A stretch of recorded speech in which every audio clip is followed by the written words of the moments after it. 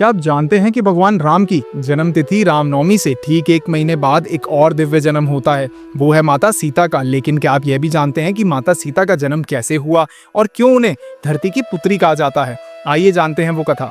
नमस्कार, आज हम जानेंगे कि बहुत समय पहले की बात है। मिथिला के राजा जनक एक दिन जब खेतों में यज्ञ की तैयारी के लिए हल चला रहे थे, तभी अचानक उनकी नजर मिट्टी में दबे हुए एक सुनहरे संदूक पर पड़ी। जैसे ही उन्होंने उस संदूक को खोला, उसमें से एक मनमोहक बच्ची मुस्कुराती हुई दिखाई दी। राजा जनक और रानी सुनैना की खुशी का तब ठिकाना ना रहा।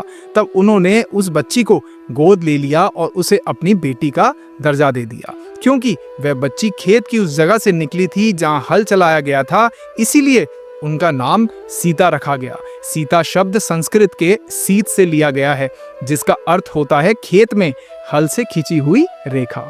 माता सीता को केवल सीता नहीं, कई और सुंदर नामों से भी जाना जाता है, जैसे कि जानकी क्योंकि वह राजा जनक की बेटी थी, मिथिला नंदिनी और मैथिली क्योंकि वह मिथिला की राजकुमारी भी थी, भूमिपुत्री क्योंकि उनका जन्म धरती से हुआ था, वैदेही क्योंकि राजा जनक को वैदेह कहा जाता था, और रमा क्योंकि वह भगवान राम की पत्नी भी थी।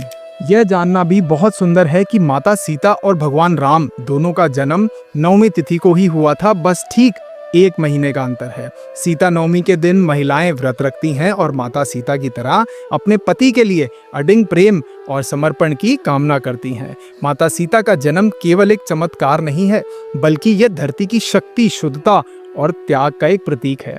सीता नवमी हमें यह सिखाती है कि सच्ची भक्ति, धैर्य और प्रेम से जीवन में हर कठिनाई आसान हो जाती है। आज के लिए बस इतना ही। मिलते हैं आपसे अगली इंटरेस्टिंग वीडियो में। जय सिया राम।